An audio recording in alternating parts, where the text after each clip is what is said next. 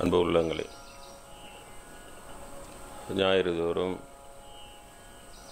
63 நாயன்மார்களுடைய திவ்யமான சரிதங்களை பார்த்து கொண்டு வருகிறோம். வரிவளையால் மாணிக்கும் நேசனுக்கும் அடியேன் என்று சுந்தரமூர்த்தி நாயனார் பாடிய அந்த வரிவளையால் மாணி அவர்கள் யார் என்றால் மங்கையர்க்கரசி நாயனார். பெண்களுக்கு ஆன்மீக தகுதி இருக்கிறதா இல்லையா என்பதை பற்றியெல்லாம் நமக்கு அதிகமாக நமக்கு குழப்பம் வருவதில்லை. ஏனென்றால் நாம் வணங்குகின்ற தெய்வங்களே நிறைய பெண் தெய்வங்கள் வணங்குகின்றோம். அம்பிகை, அதே போல் பெண்களிலும் ஔவையார் என்னுடைய ஒரு பிறவி, பெண் பிறவி, ஔவையாராக இருந்த ஒரு பிறவி.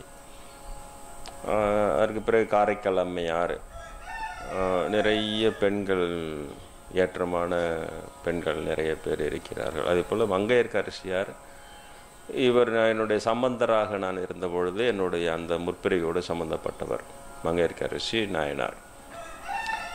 கிட்டத்தட்ட 6ஆம் நூற்றாண்டு இறுதியிலே இந்து மதம் முழுவதுமாக அழிந்து விடுகிறது. திருவாரூர் கோவிலிலே விளக்கேற்றுவதற்கூட ஆள் இல்லை, தடை செய்து விடுகிறார்கள். மன்னர்களெல்லாம் சமண மத மன்னராக இருப்பார், இல்லை என்றால் பௌத்த மன்னர்களாக இருப்பார்கள். இந்து மன்னர்கள் யாரும் இல்லை, எல்லோரும் இந்து மதத்தை கைவிட்டு விட்டார்கள். கிட்டத்தட்ட பெரிய பெரிய கோயில் கட்டி இருந்தாலும் கோயில்களிலே விளக்கேற்றுவது, வழிபாடு செய்வதோ இல்லாமல் எல்லாமே பாழடைந்து போய் இருளடைந்து விட்டன. நிறைய கோயில்களை சமண கோயில்களாக மாற்றிக்கொண்டே விட்டார்கள். அது மேலே சமண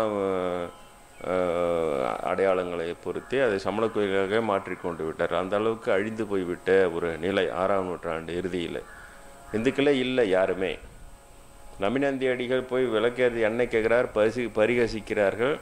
சிவன் கனவில் தோன்றி தண்ணீரை எடுத்து விளக்கேறு என்று சொல்கிறார், தண்ணீரில் ஏற்றி விளக்கேறிக்கிறார்.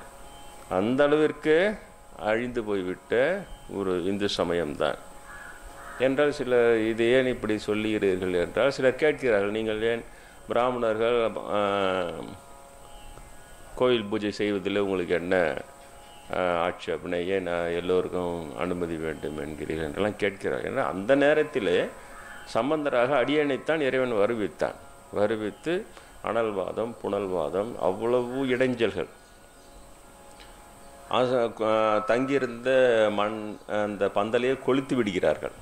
அதனுடைய கர்மா தான் இந்த பிறவிலும் ஆசிரமத்தை கொளுத்தினார்கள், எரிந்தது. முன்னாடி சொல்லி கொண்டிருந்த அந்த கர்மா இருப்பதினால் ஆசிரமத்தை எப்படியும் கொளுத்துவார்கள், அதே போல் கொளுத்தினார்கள், எரிந்தது. அது அந்த சம்பந்தருடைய பிறவி, அவர் ஞானப்பாலை பருகி நிறைய அதிசயங்களை எல்லாம் செய்து கொண்டு வருகிறார். இதை பற்றி கேள்விப்படுகிறார்கள். பாண்டிய நாட்டு ராணி, அந்த மதம் மங்கையர்க்கரசியார்.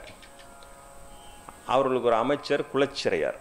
அவரும் இந்த இருவரும் தான் சிவபக்தியோடு இருக்கிறார்கள். மற்றபடி மன்னன் கூன் பாண்டியன், அவன் சமண மத மன்னனாக மாறிவிட்டான். ஆனால் மன்னன் சமண மதத்தில் இருந்தாலும் தன்னுடைய மனைவியும் குலச்சிறையாரும் அவன் தொந்தரவு செய்வதில்லை. பொழுது பார்க்கிறோம் அல்லவா, நாத்திகம் பேசுவார்கள். அவர்கள் வீட்டில் இருக்கிற பெண்கள் எல்லாம் வழிபாடு செய்வதற்கு அவர்கள் அது எதுவுமே தடை செய்ய மாட்டார்கள். அது அவங்க ஏதோ வீட்டில் பொம்பளைங்க ஏதோ செஞ்சுட்டு போகிறாங்கன்னு விடுவோம். அதே போல் மன்னன் இருக்கிறானே தவிர மற்றபடி அவன் ஆதரித்தது எல்லாம் சமண மதத்தை தான். சமண மத துறவிகள் அவர்கள்தான் அந்த அரசவையில் குருமார்களாக இருந்து எல்லா விதத்திலும் அவர்களுக்கு தான் முக்கியத்துவம். அப்பொழுது சம்பந்தரை பற்றி கேள்விப்பட்டு குலச்சிறையாரும் மங்கையர்க்கரசியாரும் சேர்ந்து நாம் சம்பந்தரை இங்கு வரவழைத்தால் அவர் மன்னனை மாற்றி திருத்தி விடுவார், அவரையும் சைவ மதத்தை ஏற்க வைக்கலாம் என்று திட்டம் போடுகிறார்கள். அதனால் ரகசியமாக தூது அனுப்புகிறார்கள் சம்பந்தரிடம். சம்பந்தர் அப்பர் சுவாமிகளோடு அவர் தங்கியிருக்கிறார். அப்பொழுது அவர்களுடைய அழைப்பை ஏற்று அவர் மதுரைக்கு கிளம்புவதற்காக அவர் தயாராகிறார். அப்பொழுது சம்பந்தர் அப்பர் பெருமான் வேண்டாம் என்று சொல்கிறார். இது சமணர்கள் மிகவும் கொடூரம் செய்வார்கள். ஏன்னா அவரே கல்லில் கடலில் போட்டான், கல்லில் கட்டி யானையை விட்டு மிதிக்க விட்டான். சுண்ணாம்பு காலில் வச்சு, இங்கே கடலூரில் தான் சுண்ணாம்பு காலில் வச்சு சுட்டான்.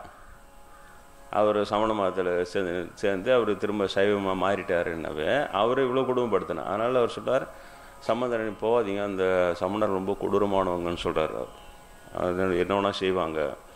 அப்பொழுது பாடிய பதிகம்தான் கோளறு பதிகம். சம்பந்தர் நாளென் செய்யும் வினைதான் என் செய்யும் அன்பர் என்பவர்க்குன்ட்டு பாடி, ஆசர் நல்ல நல்ல அவை நல்ல நல்ல ஞாயிறு திங்கள் செவ்வாய் புதன் வியாழன் வெள்ளி சனிபாம் இரண்டும் உடனே ஆசரு நல்ல நல்ல அவை நல்ல நல்ல அடியார் அவர்க்கு மிகவே அப்படின்னு பாடுறார்.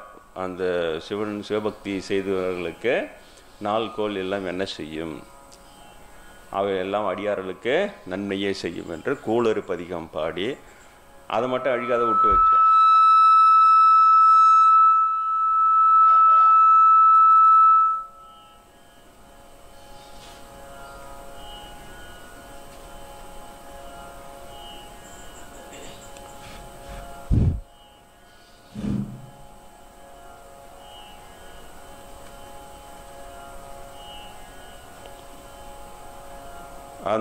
அந்த கோளறு பதிகம் வரைக்கும் தான் அழிக்காமல் இன்னமும் விட்டு வச்சிருக்கிறான்.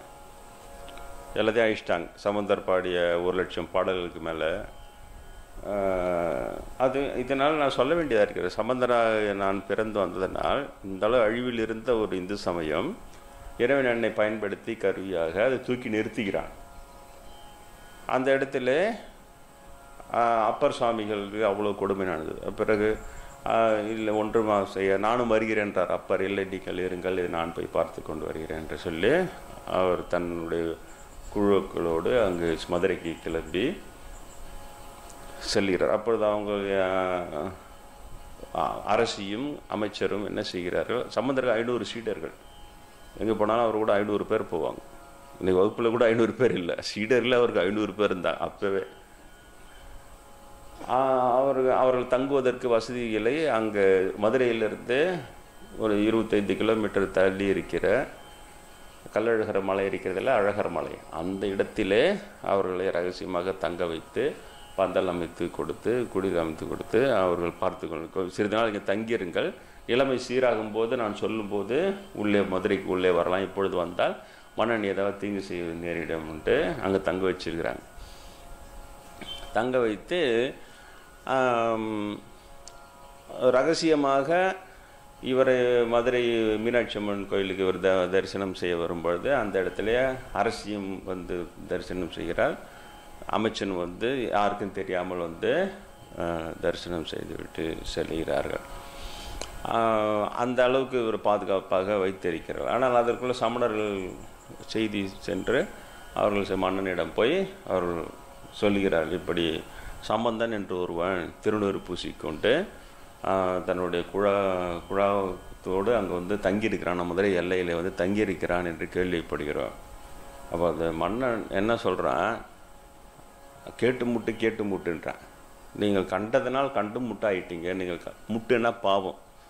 அந்த விபூதி அணிந்த ஒருவனையாக பார்த்து விட்டு வந்தீர்கள், அதனால் நீங்கள் பார்த்ததுனால் பாவம் உங்களுக்கு வந்து சேர்ந்தது, நீங்கள் கண்டு முட்டானீர்கள். இப்படி ஒருவன் வந்து தங்கியிருக்கிறான் நீங்கள் சொன்னீர்கள், அதை கேட்டதனால் நான் கேட்டு முட்டானேன்னா. அவ்வளவு அழிந்து போயிருந்தது இந்து சமுதாயம். அதுக்கு சொல்ல வர அவ்வளவு அழிந்து போய்விட்டது. மன்னன் முதல் கூட அதை கேட்டாலே பாவம், பார்த்தாலே பாவம்ன்ற அளவுக்கு ஆயிடுச்சு. அப்போ எப்படிப்பட்ட சூழ்நிலையில் அவங்க வளர்ந்துருக்கிறாங்க. அந்த பிறகு அது உடனே அவன் சொல்கிறான், கூன்பாண்டியன், இது மாதிரி ஒரு நிலைமை மதுரைக்கு ஏற்பட்டு அவங்க வந்து தங்கிட்டதே ஒரு கெடுகாலம் ஏற்பட்டுச்சான் மதுரைக்கு. இப்படி ஒரு நிலைமை மதுரைக்கு ஏற்பட்ட நானும் இங்கே இருக்கிறேனே மன்னன் என்று அமர்ந்து கொண்டு அப்படின்றான். நானும் ஒரு மன்னனாக இருக்கிறானே, இப்படி ஒரு நிலைமை நான் மதுரைக்கு வந்துடுச்சு, இவர் விபூதி அணிஞ்சவனுங்க வந்து தங்கியிருக்கிறானுங்களேன்றான் மன்னன்.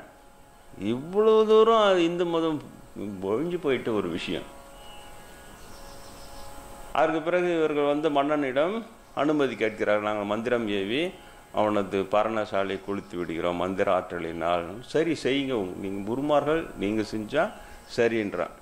அவங்க ஏதோ மந்திரந்தரெல்லாம் ஏவி பார்க்குறாங்க, அது ஒன்றும் நடக்கலை. இப்போ கூட சாமி கூட நெருக்கமாக இருக்கிறோம், என் மேலே மந்திரம் ஏன் வராங்கன்றாங்கல்ல. எனக்கு அது வேறு பயமாகுது. இவங்க ஏன் மந்திரம் ஒன்றும் பழிக்கலை இது வரைக்கும். அப்புறம் மந்திரம் பழிகள்னா தந்திரம் தான், கூலிப்படை வச்சு கொளுத்து அது பண்ணு, அது அப்படியே எதனா பண்ண போகிறாங்கன்னுக்குது. என்ன சரி, இவங்களாம் சாமிக்கு நெருக்கமாக 30 வருஷம் 40 வருஷம் தொண்டு செஞ்சு வேறு பெருமையாக சொல்லிக்கிறாங்க. சரி, அதுக்கிட்ட போவோம், நம்ம இங்கே வந்துடுவோம்.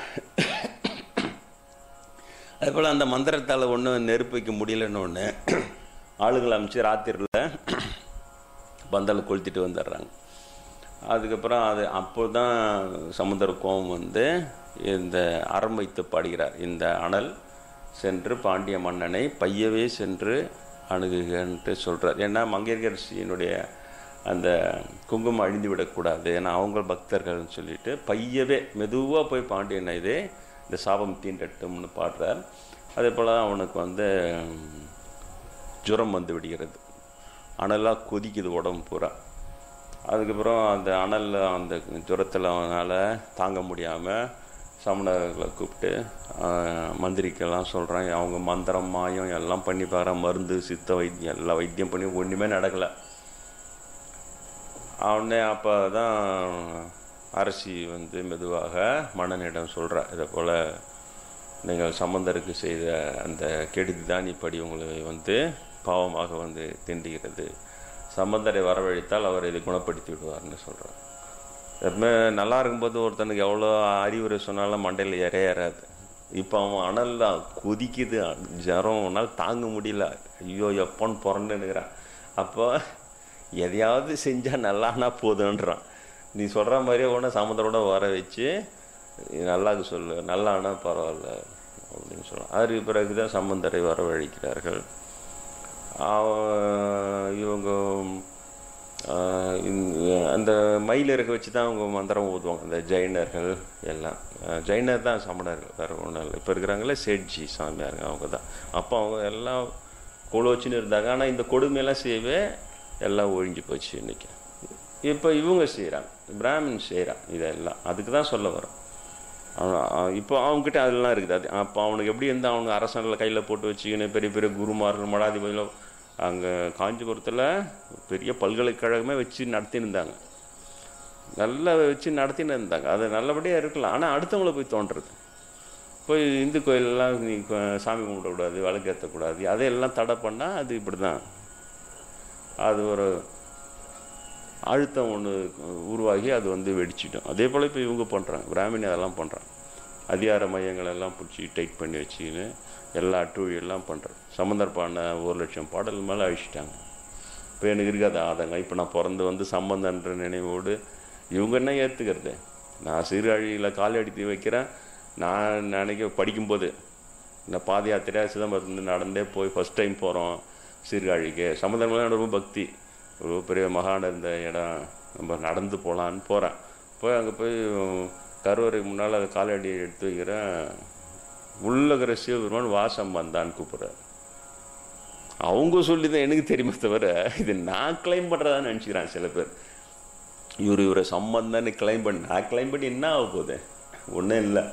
அதான் இவங்க தான் எல்லாம் அழிச்சிட்டானுங்களே. அவங்க சொல்லி தோணியப்பர், சீர்காழி தோணியப்பர். இப்போ நான் துதியில் எழுதும்போதே அது பேரே மறந்துட்டேன். சீர்காழியில் என்னை சம்பந்தா என்று கூப்பிட்டாயே. சரி, அந்த சீர்காழி சிவனுக்கு என்ன பேர்? அவர் மட்டும் சட்டநாதர்னு மட்டும் ஞாபகம் இருந்தது. மேலே சட்டநாதரை கொண்டு உள்ள இருக்கிற சிவன் பேர் 2 நாள் கழிச்சு சிவன் தான் நான் ஞாபகப்படுத்தினேன். தோணியப்பாறை நான் என்னடா மறந்துட்டேன். பிரம்மபுரீஸ்வரர். பிரம்மபுரினே பேர் சீர்காழி.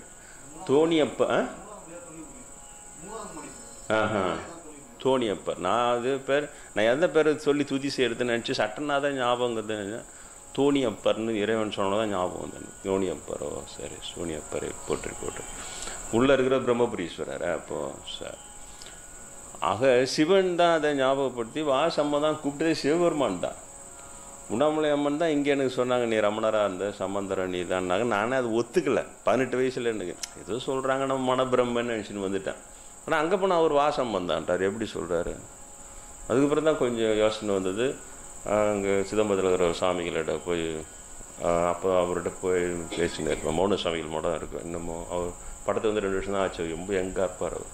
அவர்கிட்ட போய் கேட்டால் இப்படி எனக்கு தோணுது, சீர்காழி நடந்தப்போ ரமணன்ற மாதிரி இருக்குது, அவங்க போனால் வாசாம தான் கூப்பிட்ற மாதிரி இருக்குது, இது எனக்கு என்ன பிரம்மை ஆயிடுச்சு, ஆழ் மனசில் எனக்கு இது மாதிரி ஏதோ ப்ராப்ளமாக ஏதோ கோளாறான்னு கேட்டேன் அவர்கிட்ட. அவர் ஏதோ என்னை நிற்க வச்சு திரும்பிலாம் வச்சு சாமுத்திரிகா லட்சணம்லாம் பார்த்து நீங்கள் சம்மதம் ஆகுது வாய்ப்பு இருக்குதுன்னாரு. எனங்களே நம்ப முடியல. சாமி நான் இப்படி சொல்கிறேன், நீங்கள் இப்படி சொல்கிறேன். இல்லை, நீங்கள் அப்படியே வச்சு நீங்கள் தொடர்ந்து பயணப்படுங்க அப்படின்னார். அவங்க சொன்னது தானே. அதுக்கு பிறகு குருநாதர் சொன்னார், பூர்வ ஜென்மங்களை நிச்சயப்படுத்தணும்னா 100 முறையாவது அதை ஊர்ஜிதப்படுத்தி கொண்டு அதுக்கு பிறகு வெளியிடுன்னு சொன்னார். அதுக்கு பிறகு 10 வயசில் எனக்கு ரமணர்னு இன்ஃபர்மேஷன் வந்தது. ஒரு ரமணர் ஃபோட்டோ கீழே விழுது. அதை எடுத்து போய் எங்கள் அம்மா கிட்ட கேட்குறேன், இது யாருமா இந்த சாமியார் அப்படின்னு சொல்லிட்டு. ஏன்னு கேட்டாங்க. யாரோ எனக்கு சொல்கிற மாதிரி இருக்குது, நீ தாண்டா அந்த சாமியார், நீ தாண்டா அந்த சாமியார் சொல்கிற மாதிரி இருக்கும். இங்கே வளவனூரில் தான் ரயில்வே ஸ்டேஷன் குவார்டர்ஸ்லாம். எங்கள் அம்மாவுக்கே தெரில. அப்போல்லாம் ஒரு அவ்வளோ பிரபலம் இல்லை பொழுது. அவர் எங்கள் அப்பா வந்தோன்னே கேட்டாங்க, அது மாதிரி சொல்கிறான் இவன். எங்கள் அப்பா தான் வச்சுருந்தார். அதை இவர் வந்து ரமணர் இவர் அப்படின்ட்டு சொன்னார் 10 வயசில். அப்புறம் ஏதோ வளர்றேன் படம் போய் படுறேன் திருத்தி விட்டார். அது 10 வயசில் வந்தது. அதுக்கப்புறம் 18 வயசில் உண்ணாமலை அம்மன் சொன்னது, நீ ரமணராக இருந்த, ஒரு சம்பந்தராக இருந்துருக்கூடாதான் நினச்சேன். சம்பந்தரம் நீ தான், அதுவும் நீ தான்ட்டான உடனே எனக்கு இன்னும் கன்ஃபார்ம் ஆயிடுச்சு. நான் என்ன நினைக்கிறோமோ அதெல்லாம் ஆமாண்டு இது அப்படி தான் எடுத்துக்கணும் அப்போ கூட. ஆனால் அங்கே போனால் வா சம்பந்தான்னு கூப்பிட்றாரு 23 வயசில். இப்படி அது மாதிரி கடவுள்களாக எனக்கு சொல்லி நிச்சயம். அதுக்கப்புறம் கூட வெளியிடல. 23 வயசில் வெளியிட்டுலாம்ல. இங்கே கிட்டத்தட்ட 40-45 வயசில் தான் உங்களை கூப்பிட்டு வெளியிட்டு. 45 வயசில் 10 வயசில் வெளிப்பட்டது. நான் அப்போவே நான் ரமணராக்கம், நான் சம்பந்தராக்கம். 10 வயசு 20 வயசுலேயே ஒரு கோட்டம் அடிச்சிருக்கலாம்ல, எல்லாரும் கூப்பிட்ட மாதிரி. அப்படி இல்லவே இல்லை. அது நிச்சயமாகட்டும், அப்புறம் பார்க்கலாம். அப்படி தான் இருந்தேன் கூலாக. 45 வயசுல தான் ஜனங்களை அப்புறம் குருநாதர் சொன்னார், பூர்வ ஜென்மம் தெரிஞ்சும் சொல்லாமலே இருந்தீங்கன்னா அதை சொல்கிறதுக்கும் ஒரு பிறகு வந்தால் ஒன்றுட்டா வரப்போறையானார். இப்போ வந்து ஆசிரமத்தை கொளுத்துறான். ஒன்றும் பெரிய கலெக்ஷன் காணும். நம்ம ஒன்றும் ஹால் பூசத்துக்கு கூட முடியல. அப்படியே போயிட்டு ஒரு வெப்சைட் ஆரம்பித்து 5 நாளாவது ஒரு ஆள் 1 பைசா கூட அதில் டொனேஷனாக போடல இன்னி வரைக்கும். அந்த மாதிரி போயின்னு இருக்கிறோம், அளவாக போயின்னு இருக்கிறோம் இல்லையா. உங்களுக்கு என்ன பிடிச்சிக்குது, எனக்கு உங்களை பிடிச்சிக்குது, நீங்கள் வரீங்க பாடம் கேட்குறீங்க, இதுதான் இருக்கிறதுலே பெரிய சந்தோஷம் எனக்கு தெரிஞ்சு. அதுக்கப்புறம் தான் மற்றதெல்லாம். அதனால் அது 45 வயசுக்கு அப்புறம் சொன்னது தான் அதெல்லாம், வெளியிட்டதெல்லாம். எதுக்கு சொல்ல வரேன்னா, இப்போ அது மாதிரி சம்பந்தருடைய பிறவி இவ்வளோ பாடுபட்டு எல்லாம் பண்ணி அதுக்கு பிறகு மன்னன் வர வச்சு அந்த அனல் அதை பாடி பந்திரமாவது நீர் என்று திருநீற்றுப்பதிகம் பாடி மன்னனுக்கு வந்து அப்போ கூட ஒரு எப்படி சவால் பாரு, சம்மதர் வச்ச சவால் எப்படி பாரு, நம்மளால அப்படி வைக்க முடியாது. அவர் சொல்கிறார், ஒரு பாதியை நான் நல்லாக்கிறேன், மீதி பாதியை சமணன் நல்லாக்கிட்டேன்றார். ஒரு உடம்புல பாதி நல்லாக்க முடியுமா? சேலஞ்ச் பண்ணி இவர் 10 வயசு பையன், 8000 சமணர்கள். அவங்க 8000 இங்கே இங்கே 8000 வரணும் இங்கே இருந்தாங்க பொழுது, இவங்கெல்லாம் அங்கே வந்துட்டாங்க பொழுதாங்க. 8000 சமணர்கள். அந்த அரசு பயப்படுறா, எல்லாம் கற்றுன்னு கத்துறாங்க. அவ்வளோ பேரும் சம்பந்தர் ஒரு வார்த்தை பேசுறதுக்குள்ள அவங்க 10 வார்த்தை ஆய் ஓய் ஓயின்னு கத்துறது, நீ என்ன நான் என்ன அப்படின்ட்டு. அப்போ மங்கையர்கரசி சொல்கிறாங்க, அவர் வந்து குழந்தையாக தெரியல அவங்களுக்கு. ஒரு 10 வயசு குழந்தைய போய் இவ்வளோ பேர் சத்தம் போட்டு அதட்டினா அந்த குழந்தை பயப்படாதான்றாங்க. அவங்கள பொறுத்த வரைக்கும் சம்பந்தர் அவங்களுக்கு குழந்தை. சம்பந்தன் பேரை கேட்டாலே தானாகவே அவங்க மடியில் பால் சுரக்குமா மங்கையர்கரசி. சம்பந்தரை சந்திக்கிறதுக்கு முன்னாலேயே சம்பந்தர்னோடனே தானாகவே மடியில் பால் சுரந்து ஜாக்கெட்டெல்லாம் நனைஞ்சிடுமா அவங்களுக்கு, தாய்ப்பாசமா. அதனால தான் சம்பந்தர் வந்து அவங்க 2 பேரும் சாட்சா சிவனும் பார்வதியுமே தான் அவர்கள்னு சொல்லுவார். அதே மாதிரி அவங்களையும் சொல்லுவார். திருநிலகண்ட யாழ்ப்பாணரும் மதங்க சூழாமணி அவர்களும் சாட்சா பார்வதி பரமேஸ்வரன் சிவன் பார்வதி அம்சம்தான் அவங்க எல்லாமே. அதனால தான் எனக்கு அன்னையும் தந்தாயுமாவே எல்லா இடத்துலையும் 2 பேருமா வராங்க பாரு எல்லா இடத்துலையும் சொல்லிட்டு அவர் சொல்கிறார். அதே போல் அந்த அப்போது அந்த குழந்தை வந்து மங்கையர்கரசி நாயனாருக்கு அம்மையே அஞ்சாதீர்னு சொல்லுது. அது பயப்படுவானா, நீங்கள் ஒன்றும் பயப்படாதீங்க, இவங்களால ஒன்றும் செய்ய முடியாது சொல்லிட்டு பாதி உடம்பு நோயை நாத்திக்கிற மீதி பாதி மந்திரமாவது நீர் பாதியம் பாடி விபூதி பூசுறார். கரெக்டாக பாதி உடம்பு நல்லாயிடுது மன்னனுக்கு, மீதி பாதி உடம்பு எரியுது. அந்த பாதி உடம்பு சரி பண்ணுறது அவனுக்கு அந்த மயில் தொகை எடுத்துன்னு கிட்ட வராங்க, இன்னும் ஆனால் பத்திக்குன்னு எரியுது. மன்னன் கத்துறாங்க, கிட்ட வராதிங்க. அப்போ அவனே வாயால் சொல்கிறான், ஒரு உடம்புலேயே பாதி உடம்பு சொர்க்கமும் பாதி உடம்பில் நரகமும் இருக்கின்ற ஒரு அதிசயத்தை நான் அனுபவிக்கிறேன் சொல்கிறேன். மன்னனே சொல்கிறான், பெரிய பிராணத்தில் இருக்குது இது. ஒரே உடம்பிலேயே பாதி உடம்பு சொர்க்கமும் பாதி உடம்பு நரகமும் இருக்கின்ற ஒரு அதிசயத்தை நான் அனுபவித்து கொண்டிருக்கிறேன் சொல்லிட்டு சம்பந்தர் பெருமானே இது இன்னும் தேவையா உங்களுக்கு, என்னை இன்னும் சோதிக்கணுமா, இதையும் நீங்களே நல்லா சொல்கிறான். சொன்னது அப்புறம் அந்த பகுதியிலும் அவர் விபூதி பூசினா நல்லாயிடும். அதுக்கு பிறகு தான் அவங்க அனல்வாதம் புனல்வாதம்லாம் வைக்கிறாங்க. இதுதான் மந்திரம் பண்ணிட்டான், நெருப்பில் எழுதி போடணும், அது வரணும் அப்படின்ட்டு சொல்கிறாங்க. சரி, அப்போவே நெருப்பு மூட்டுறாங்க. மூட்டினோடனே இவர் எழுதிய பதிகத்தளி போடுற அவங்களும் அவங்க எது எழுதுனாங்க நம்ம தம்பி ஞாபகம் வச்சு சொல்லுவாங்க. அது எதோ 2 வரி எது எழுதுவாங்கன்னு சொல்லி எழுதி அவங்க போடுறாங்க. அவங்க போட்டவொடனே புசிங்கி போடுது. சம்பந்தர் போட்டது அப்படியே எரியாமல் இருக்கிறது. அது ஏதோ அதில் ஒரு ரசாயனம் தடவிட்டான் சொல்லிட்டு ஆற்றுல போட்டால் நீந்தி வரணும். அது வந்து புனல்வாதம். அந்த புனல்வாதம் ஆற்றுல போட்டால் நீந்தி வரணும், அப்போ தான் ஒத்துக்க முடியும். சரின்ட்டு கடைசியாக புனல்வாதத்துக்கு ஒத்துக்கிறேன்.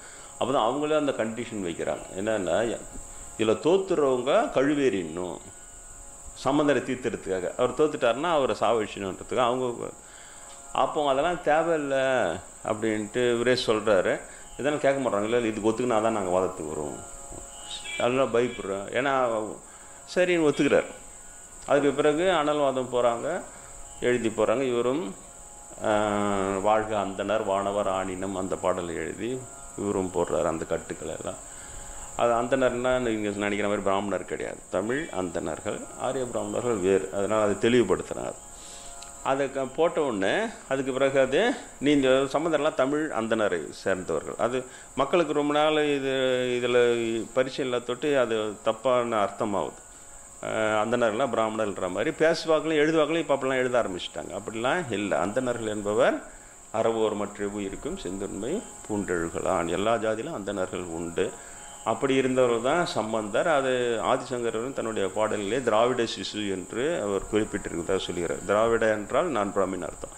சம்பந்தரை திராவிட சிசுன்னு தான் அவர் புகழ்ந்து அவர் எழுதியிருக்கிறார். அவருடைய இது அது தனி. அதனால் அவர் அந்த பாடல் எழுதி போடுறாங்க. போட்டோன்னா அந்த ஏடுகள் வந்து எதிர்த்து நீந்தி வந்து கரையிறது. இன்னும் அந்த ஏடகத்தூர்லாம் இருக்குது, கரையேறிய இடமெல்லாம் இருக்கிறது. போய் திரியடகம் இருக்கிறது. அந்த ஏடுகள் எல்லாம் வந்து அது அது மன்னனுடைய ஆட்களெல்லாம் அது கூடவே போய் எங்கெல்லாம் ஏற்றி நீந்தோ அதையெல்லாம் சேகரித்து வருகிறார்கள். அந்த சமணர்களுடைய இது அடிச்சுக்கின்னு போயிடுது. அதுக்கு பிறகு மன்னன் வந்து சொல்கிறான், இதை போல் அவர்கள் போட்ட நிபந்தனையின்படி அவர்கள் கழுவேற்றிடணும் அப்படின்ட்டு. அவங்க ஊரை விட்டு ஓடுறாங்க. போய் பிடிச்சின்னு வர சொல்கிறான். பிடிச்சின்னு வந்துடும். அப்போது ஆனால் நம்முடைய சாமிகள் சொல்லும்போது சம்பந்தர் தடுத்தார்னு சொல்கிறார். சம்பந்தர் அதெல்லாம் வேணாம் எதுக்கு அப்படின்னாரு. ஆனால் நான் சேக்கிடார் என்ன எழுதுகிறார், சம்பந்தர் ஒன்றும் சொல்லவில்லை அப்படின்னு தான் சொல்கிறார். அவர் தடுக்கும் இல்லை ஆமான்னு சொல்ல, அவர் மௌனமாக போயிடுறாருன்னு சொல்லி தான் அவர் எழுதுகிறார் பெரிய புராணத்தில். நம்ம சாமி சொல்ல சம்பந்தர் எனக்கு தெரிஞ்சு சம்பந்தம் தடுத்துருப்பேன். ஏன்னா நான் தானே என் மனநிலை எனக்கு தெரியும். அவங்க ஏதோ சொன்னால் போகிறான் என்னத்துக்குன்னு தான் தடுத்து தான் இருக்கலாம். அதனால் அதெல்லாம் சேக்கிடார் வந்து அவர் மௌனமாக இருந்துட்டார் அப்படின்ட்டு சொல்லி. அப்புறம் அவன் வந்து கழுவேற்றார். 8000 பேரை கழுவில் ஏற்றிய ஒரு. அதற்கு பிறகு மன்னனே சைவமாக மாறிய பிறகு தான், அதுக்கு பிறகு தான் சைவம் தழைக்கிறது. மன்னனே மாறினவுடனே அப்போ கேட்கணுமா, மதுரையில் எல்லா வித பூஜைகளும் நடக்க ஆரம்பிச்சுது. அந்த மன்னனும் ராணியுமே இவருக்கு போகிற கோயிலெல்லாம் சுற்றி வராங்க கூடவே. பிறகு ஒரு சீர்காழி திரும்பும்போது கூடவே வராங்க. அப்போ இல்லை நீங்கள் வந்து அரசாள வேண்டும் அப்படிங்க, அரசனாக இருந்து சைவம் தழைக்கிறது தடைகளெல்லாம் உடைக்கணும் சொல்லிவிட்டு அவர் திருப்பி போகவே மாட்டுறாங்க. ரொம்ப கடுமையாக சொல்கிறார். அதுக்கப்புறம் தான் அவங்க சரின்னு சொல்லிவிட்டு நான் சொன்னால் மதிக்க மாட்டேறீங்கன்றார். அப்போ வருத்தப்பட்டு அவங்க தெரிஞ்சுட்டு அவங்க திரும்பி போயிடுறாங்க. இவர் சீர்காழிக்கு வந்துடுறார். அதற்கு பிறகு அந்த மன்னன் நெடுவாசல் தான் நினைக்கிறேன், நெடுவாசல் போர் தான் நினைக்கிறேன். அந்த இடத்துல நெல்வேலி வென்றான்ட்டு திருநெல்வேலியில் வடகுலத்து மன்னன் போருக்கு வருகிறான். இந்த இவனுடைய கூனை நிமித்தி விடுகிறார். கூன் பாண்டியன்னே பேர். பிறவிலே கூணு உண்டு அவனுக்கு. அதுக்கு பிறகு அந்த கூனையும் அவர் தடவி கொடுத்தவுடன் நேராக நிமிர்ந்துறான். அதனால தான் கூன் பாண்டியன் நின்ற சீர் நெடுமாறன் நாயனார்னு ஆகிறார்.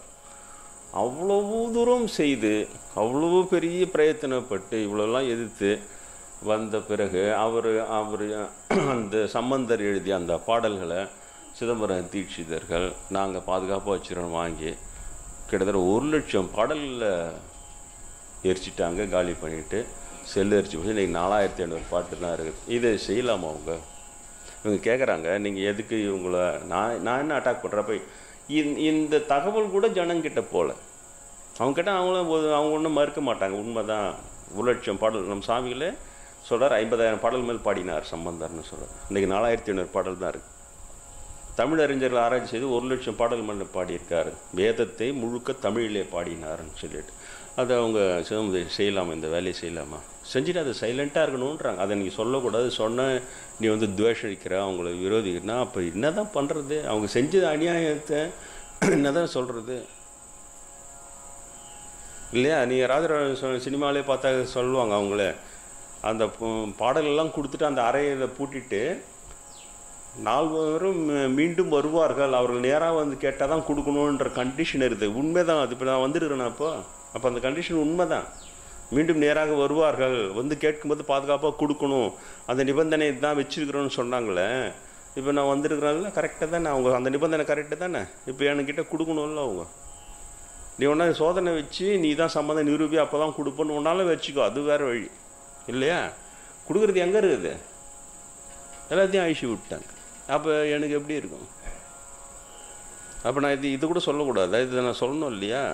அப்போ இனிமேலும் இப்போ நான் எதனா எழுதி வச்சு அதையும் திரும்ப அவங்களே தான் கொடுப்பீங்க. திரும்ப அவங்க இதை தான் செய்வாங்க. தமிழ் அழிச்சிட்டா தான் நம்ம சமஸ்கிருதம் வாழன்ற கொள்கை இருக்கிறாங்க அவங்க. நான் சொல்ல தான் செய்வேன். இது துவேஷம்னா இதுக்கு பதில் சொல்லுங்கள். யார் திரும்ப அந்த 1 லட்சம் பால் எடுத்து கொடுங்க, செய்யமான்றாங்களே. அதனால் நான் சொல்ல வேண்டியதாக இருக்கிறது. இது கருவறை பூஜையிலே அனைத்து ஜாதியினருக்கும் உரிமை இருந்திருந்தால் இவங்க அழிக்கும் போதே இன்னொருத்தர் இருந்ததுன்னா அங்கே அவன் தடுத்துருப்பான், அதை அழிக்கக்கூடாதுன்னு சொல்லியிருப்பான் இல்லையா? முழுக்க இவங்களுடைய இதுவே அதிகாரத்தில் உள்ளே போய்ட்டோன்னா 4 பேர் சேர்ந்து அழிக்கணும்னா 5வது ஆமாம் சரி அழின்னு எல்லாம் சேர்ந்து அழிச்சிட்டான் இல்லையா? இவங்களை வெளியேற்ற வேண்டிய அவசியம் இல்லை. தகுதி இருக்கிற நான் பிராமணே விடு பூஜைக்கு. எல்லாரும் இருந்தால் அப்போ அந்த இடத்துல எல்லாரும் சேர்ந்த முடிவாக தான் அந்த இடத்துல இருக்கும். தனிப்பட்ட ஒரு குழுவை மட்டும் வச்சோன்னா அவங்க தமிழ் அழிச்சா தான் சமஸ்கிருதம் வாழுன்ற நம்பிக்கையில் இருக்கிறவங்க இன்னமும் இந்த 4500 பாடலில் நடராஜமெல்லாம் பாடக்கூடாதுன்றாங்க. பாடினா தீட்டு போட்டுரும் நடராஜர். எவ்வளோ அநியாயம் நடந்துன்னு இப்பவும் நடக்குது. பெரிய சண்டே நடந்துனுக்குது அங்கே. சமஸ்கிருதத்தில் மட்டும்தான் நடராஜருக்கு இது பண்ணணும். மற்ற கோயிலில் சாதாரண கோயிலெல்லாம் தமிழ்லையும் பண்ணுறாங்க, எல்லாம் பண்ணுறாங்க. ஆனால் நடராஜர் கோயிலில் அந்த சபையில் சமஸ்கிருதம் மட்டும்தான் அவர் ஓதணுன்றாங்க. தமிழில் இந்த அனல்வாத புனவை ஜெயிச்சுது பாரு. அந்த 6ஆம் நூற்றாண்டில் அழிஞ்சிருந்து இந்து மதத்தை தூக்கி நிறுத்திச்சு பாரு இந்த பாடல்கள். இந்த பாடல்களில் பாடினா நடராஜரை தீட்டான். எப்படி தீட்டுன்ற இப்போ நான் அதை கேட்கக்கூடாதா? அங்கே இல்லைன்னா பரவாயில்ல, பிரச்சனை அதெல்லாம் ஸ்மூத்தாக நடந்துன்னு இருக்குது. அது ஒன்றுமே இல்லைன்னா பரவாயில்ல. தமிழை தூக்கி நீ கொடிமரத்தான் தான் நீ பாடணும். தேவார பாடலாம் அதை எடுத்துன்னு சபையில் பாடினா நடராஜரை தீட்டு வந்துடும். ஓப்பனாக இதிலே பேசுகிறாங்க, விவாத மேடையிலே சொல்கிறாங்க. அது பூசாரிக்கும் நடராஜன் நடுவில் தமிழ் வந்தால் வேறு எதுவும் வரக்கூடாது, அது தீட்டு போட்டுடும் சொல்கிறேன். ஒன்றுமே நினைவரே செய்ய முடியல. என்னுடைய கடமை இதையாவது நான் சொல்லணும். உங்கள்கிட்ட நான் ஒன்றும் போய் சண்டை போட போகிறதில்ல. உங்கள்கிட்டயாவது நான் ஆறுதலுக்கு சொல்ல வேணாவா? இப்படிலாம் நடக்குது, இன்னமும் அந்த அநியாயம் நடந்துன்னு இருக்குது. அப்போ சம்பந்தரை வேறு வச்சு அவருடைய இதுவெல்லாம் கொளுத்தி அதை தான் சொன்னேன் நான். அப்போ அந்த பழைய கர்மா இருக்குது, அதனால் ஆசிரமத்தை இப்போ கொளுத்துவதுக்கான வாய்ப்பு இருக்குது. இந்த ஓலை பந்தல் எல்லாத்தையும் குறைந்து ஷீட்டாக மாற்றிருங்கன்னு சொல்லினே இருந்தேன். அப்போ தான் ஷீட்டாக மாற்றினா ஒரு 1 லட்சம் செலவாகும் சாமி. நாங்கள் எல்லாத்தையும் ஷீட்டாக மாற்றி, ஏன்னா பழைய கர்மா இருக்குது, பழைய கர்மாவால் கொளுத்துறதுக்கான வாய்ப்பு இருக்குது சொன்னேன். நான் சொல்லிக்கினே இருந்தேன். ஆனால் அதே மாதிரி கொளுத்தே போயிட்டேன். அது மாற்றத்துக்குள்ளே அந்த கர்மா வேலை செஞ்சிடுச்சு.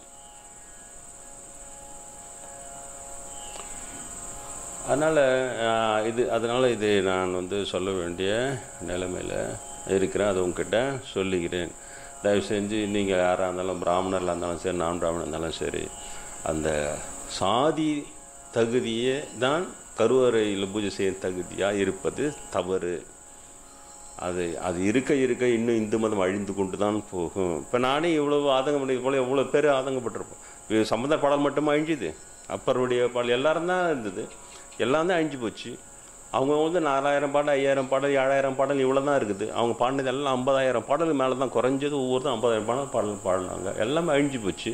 அவங்கவுங்க வந்து அவங்கவுங்களும் பூர்வ ஜென்மம். இப்போ அப்பர் வந்தால் என்ன சம்மந்தா கூப்பிட்ட மாதிரி அவரை வா அப்பரையும் கூட மாட்டாரா, ஒரு இவர் கூட மாட்டாரா, திருவதி வீரட்டனஸ் கூட மாட்டாரா. அவர் அப்பர் வேறு பிறவில் பிறந்து வந்தால் அப்பர் மருவானே வாரங்கள் தான் கூப்பிட்டு அவர் பூர்வ ஜென்மத்தை உணர்த்து தான் செய்வார். இப்போ அவர் கொஞ்சம் கொஞ்சமாக எல்லாம் தெரிஞ்சு வரும்போது அவர் எவ்வளோ மனம் பதைக்கும். இவ்வளோ கஷ்டப்பட்டுமாடா, கழுத கட்டி கடலை தூக்கி போட்டானு, சுண்ணாம்பு காலேஜ் சுட்டானடா, இவ்வளோ அவஸ்தைப்பட்டு அந்த இந்து மதத்தை தூக்கி நிறுத்தினா அது கடைசியில் டக்குன்னு அப்பர் சாமிகளுடைய சத்திரியர் அவருடைய ஜாதிக்கும் கருவறையில் பூஜை தகுதி இல்லைன்றது. சம்பந்தரத்தை வந்து சைவ வேளாளர் குலத்தை சேர்ந்த பிள்ளை கருணிகர் குலத்தை சேர்ந்த சைவ வேளாளர் அவருக்கும் தகுதி இல்லைன்றது. ஒரு இதெல்லாம் தகுதி இல்லை வெளியே தூக்கி போட்டு இது 50000 பாடலையும் எல்லாத்தையும் அழிச்சியும் போயிட்டு இன்னமும் தமிழை வரங்க அங்கே பாடக்கூடாது சபையில்னு சொல்லி, அப்போ அவங்கவுங்களுக்கு ஒரு ஆதங்கம் வராது இல்லையா? அப்போ அவங்கவுங்க கேட்க தான் செய்வாங்க. அது என்ன ஒரு நிம்மதியற்ற தன்மை தான் வரும். இவ்வளோ அநியாயம் நடக்கிற இந்து மதத்தில் சாமியிலே கேட்க மாட்டேன்னு சொல்லிட்டு கடவுளை தான் கேட்டுன்னு இருந்தேன் நான்.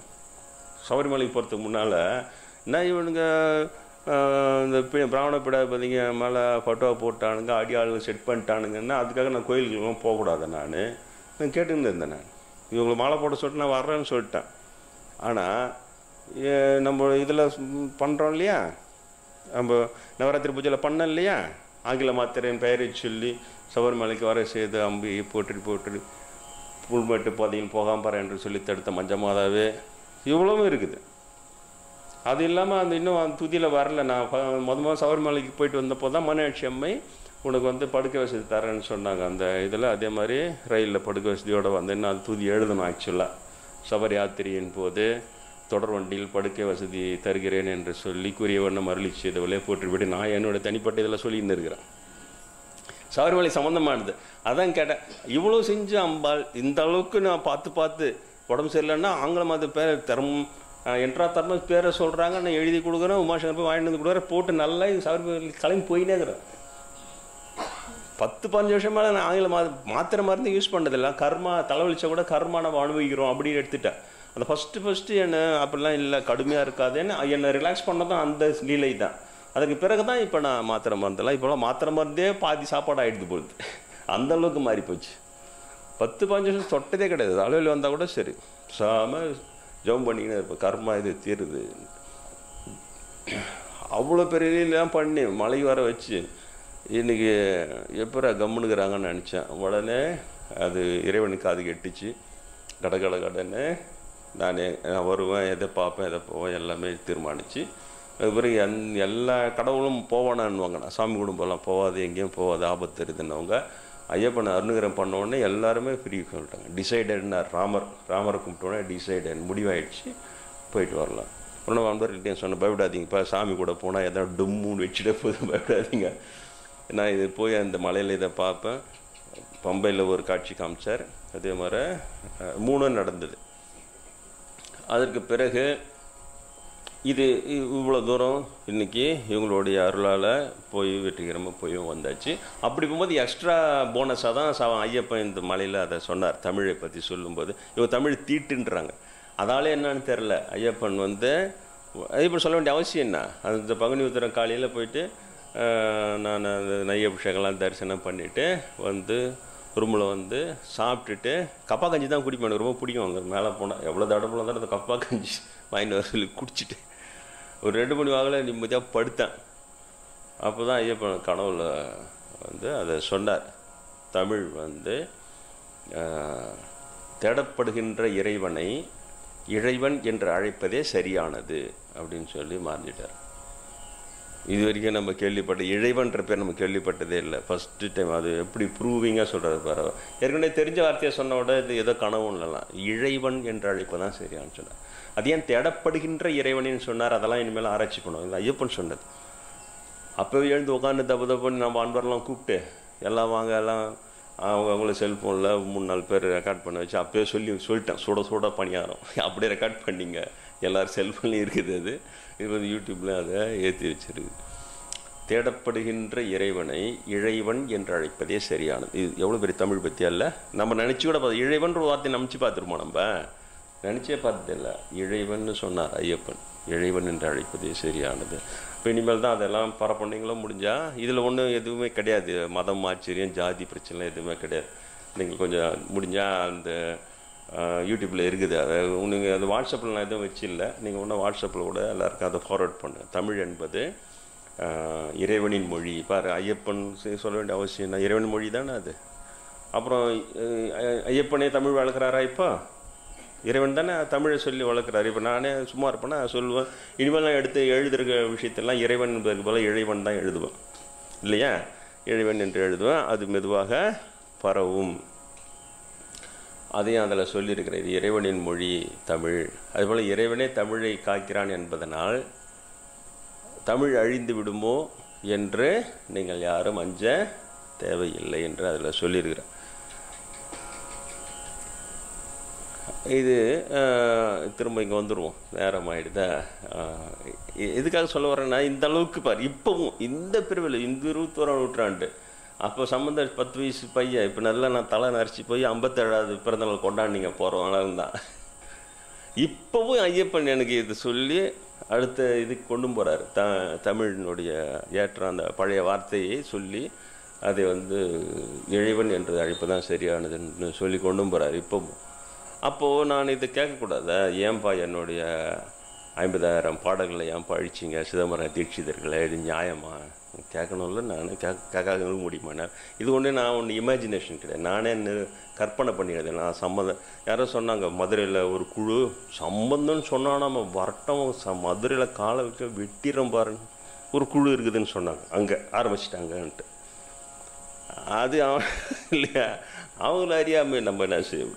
அவங்களுக்கு புண்ணியம் இருந்ததுன்னா இது இவங்க பேர் இவங்க இது ஒரு சிவபக்தின்னு நினச்சிக்கிறான். அவன் இது ஊய் வெட்டிறன் குத்திரன்றது தான் சிவபக்தின்ற மாதிரி அவன் நினச்சிக்கிறான். அவன்லேயே பண்ணியிருந்தான். அது கடவுளோட அப்ரூவல் இருக்கு, இறைவனோட அப்ரூவல் எனக்கு இருக்குது. இப்போ போகிறான்டா இந்த பங்குனி ஒருத்தர் தான் ஐயப்பன் சொன்னார். இறைவனோட அங்கீகாரம் இருக்கிற ஒருத்தரை ஒன்றுமேல அதை இவனுக்கு கும்பக்கூடிய அவர் எப்படி சம்பவம் சொல்லலாமா, அவர் வெட்டினமா, அதுக்குள்ளே போயிட்டான். இதுவே பாவம். ஒரு அடியாரை இப்படி இந்த மாதிரி கடுமையாக நினைப்பதே பாவம், அதுவே அவங்களுக்கு தோஷம் வந்துடும். அது குருநாதர் அந்த துறவிகளை எப்படி நடந்தோன்னா அந்த ஸ்லிப்பில் இருக்குது. அவரோட நீங்கள் தவறாக நினைத்தாலே பாவம், தோஷம் சுல்லென்று சுடும். அதை தான் வச்சு அந்த டூப்ளிகேட் சாமியாருங்களாம் எங்ககிட்ட வச்சுக்கிட்டிங்கன்னா நீங்கள் போனால் அவன் அப்படியே ஏமாத்துறான். அப்படியே சரியான அடியார்களை தவறான நினச்சா பாவம். ஆனால் இவன் சரியான அடியை தவறான நினைப்பான். அந்த பொய் சாமியாருங்க என் அடியாரில் தப்பாக நினச்சா பாவம்னு சொல்லி இவனை அப்படியே ஏமாற்றி அவன் பொய்யன்னா ஏமாற்றுவான். ரொம்ப சிக்கலான சமுதாயம் இது. அதனால தான் மாணிக்கவாசர் பாடினார், யானே பொய் எனது அன்பும் பொய்யினார். அவரே பாடிக்கினார், ஜனங்களுக்கு புரியட்டும் அப்படின்னு சொல்லிட்டு. ரொம்ப பயங்கரமான சமுதாயம். அதனால் இந்த அளவுக்கு சொல்கிறேன். இந்த அளவுக்கு அந்த மங்கையர்க்கரசியார் அவருடைய சரித்திரத்தை சொல்ல வந்ததுனால் இதை சொல்லி மங்கையர்க்கரசர் துணை நின்று அந்த சைபத்தை தூக்கி நிறுத்தினார். அதில் ஒரு பெரிய வேடிக்கை, மங்கையர்க்கரசியாரும் நாயனார் ஆகிறார். வேடிக்கையில் சிறப்பு, பெரிய சிறப்பு. மங்கையர்க்கரசியாரும் நாயனார் ஆகிறார். இன்றசி நெடுமார் அவரும் நாயன்மார் ஆகிறார். குலச்சிறை நாயனார் அவர் தான் 8000 சமணரில் கழுவேற்றினவர். அவரும் நாயனாராக ஆகிறார். நாயனாராவது சாதாரண விஷயம் அல்ல. 63 வதனானார்கள். நாயனார் என்றால் சிவமே ஆனவர்கள். கைலாயத்துக்கு சென்று சிவமாகவே சாயுஜ்ய பதவியில் வகிப்பவர்கள். அந்த நிலையில் அவர்கள் உயர்ந்தனர். அப்படி வாழ்ந்தவர்கள் தான் மங்கையர்க்கரசியார். அவரை தான் அவர் மன்னிய சீர் மறைநாவன் என்ற ஊர் பூசல் வரிவளையால் மாணிக்கும் நேசனுக்கும் அடியே என்ன பாடினார் சுந்தரமூர்த்தி நாயர். அந்த வரிவளையால் மாணி என்பது இந்த மங்கையர்க்கரசர். அவரை நினைவு கொள்வோம். நீங்கள் சிவன் கோயிலுக்கு செல்லும் பொழுது அங்கே மங்கையர்க்கரசி 60 நாயன்மார்கள் ஒரு திருவுருவம் இருக்கும். அங்கே மங்கையர்க்கரசி நாயனாரை பார்த்தால் உங்கள் குழந்தைகளுக்கு அவருடைய கதையை சொல்லுங்கள். இப்படியெல்லாம் இவர்கள் சம்பந்தரை வைத்து தன் கணவனை திருத்தி மீண்டும் சைவம் தழைப்பதற்கு உபயோகப்பட்டார்கள். சிவன் அவருடைய நாயனாராகவே ஆக்கினார் என்று சொல்லுங்கள். வழக்கம் போல் நான் சொல்லுகிறேன். அவர்களும் நான் பிராமின் தான் மங்கையர்க்கரசியாரும்.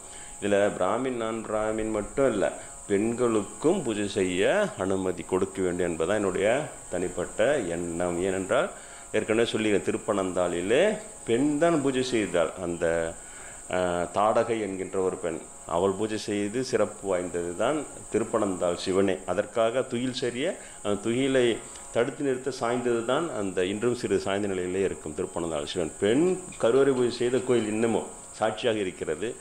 காஞ்சியிடத்தில் அம்பிகை தான் அந்த ஏகாம்பரேஸ்வரர் கட்டி தழுவினார். அந்த மாதிரி தான் ஆகம பூஜை செய்தார்கள். சிவனிடம் கேட்குறேன், உனக்கு எந்த பூஜை பிடிக்குன்னா ஆகம பூஜை பிடிக்கின்றார். பெண்ணாக பிறந்து நீ ஆகம பூஜை செய்யக்கூடாதுன்னு சொல்லல சிவன். அதுவும் மலையரசன் மகள், நான் பிராமணாக பிறகுறார், பிறந்து பெண்ணாக பிறந்து ஆகம பூஜை செஞ்சு இருக்கிறாங்க, சாட்சியே இருக்குது. அந்த இடத்துல ஒரு மடத்தை வச்சுக்கின்னு இவன்களே அதெல்லாம் ஆகம பூஜைன்னா பெண்கள் செய்யக்கூடாதுன்றது, நான் பிராமணம் செய்யக்கூடாது, இவ்வளோ அட்டுழியமும் பண்ணுறான். என்ன தான் புரியல, அது எனக்கு என்ன தான் செய்கிறதுன்னு தெரில. அதெல்லாம் அப்படிலாம் இருக்கக்கூடாது. தகுதி, ஒழுக்க தகுதி, பக்தி தகுதி அதை வைக்க வேண்டுமே தவிர சாதி தகுதியை வைத்து விட்டதனால் மிகவும் சீரழிந்து விட்டது. இன்றைக்கு நானே நினைத்தாலும் சம்பந்தர் பாடி அந்த 1,00,000 பாடல் இன்றைக்கு நான் பாட முடியாது. அழிந்தது போனது தான், அவ்வளவுதான். அதனால் மேலும் இந்த மாதிரி கெடுதிகள் வரக்கூடாது. அதற்காக இதை நான் சொல்லுகிறேன்.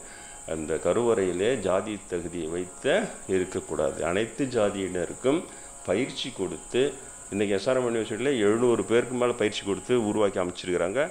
நிறைய இன்றைக்கி நம்ம இடமும் 6 பேர் உருவாகிறாங்க. இன்னும் ஒரு 4-5 பேர் இந்த வருடம் தேர்கிறார்கள். அவர்கள் அந்தந்த கோயிலுக்கு பூஜை செய்கிறார்கள். நல்ல கூட்டம் வருதுன்றாங்க. இப்போ முன்ன கூட்டம் வராத அந்த பிள்ளையார் கோயிலில் இப்போ பாடி தமிழ்லாம் பாடி ஜனங்களுக்கு புரியவே நிறைய பேர் வருகிறார்கள்னா சொல்கிறார்கள். அதனால் இது எல்லாமே செய்தால் மீண்டும் அந்த இது முதல்ல அழியாமல் குறைந்தபட்சம் காப்பாற்றலாம். இவ்வளவுதான். இன்றைக்கு அந்த மங்கையர்க்கரசி நாயனாரை நினைவிலே கொள்ளுங்கள். ராமநாம பஜனை செய்.